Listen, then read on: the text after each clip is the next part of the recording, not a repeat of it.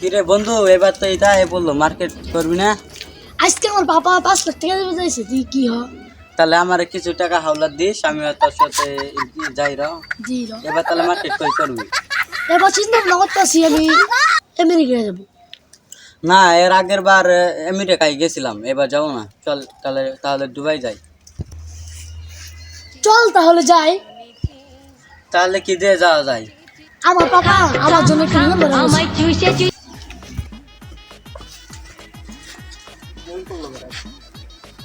Hello Dan, না না আমার তো দেওয়া লাগবে না। ওই দিন আগে 2 লাখ টাকা মার্কেট করলাম। হ্যাঁ 1 লাখ টাকা হইলো। দেখ চা হবে চাইতাছি। আমরা তো একটা আচ্ছা তাইলে 1 লাখ টাকা বিকেলে আই নিতে আসি, রাইখে দাও। আচ্ছা কিরে বন্ধু, তোকে মার্কেট করে কি খবর? আঙ্গরে তো এর খবর ভালো। তুই আমরা দুজনে 10 লাখ টাকা দিয়ে গেতাছি, দুবাই গেতাছি। তুই যাবি নাকি দুবাই? আচ্ছা কবে কথা আসস? এই যে 2-3 দিনের মধ্যেই দুবাই যাবো মার্কেট করবে। তাহলে কইস বুঝাস করা লাগবো।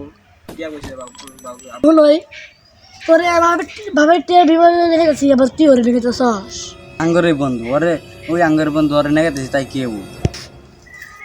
তাহলে বন্ধু উঠলাম, যেদিন যাবি ওই দিন আমার ফোন দিস। আচ্ছা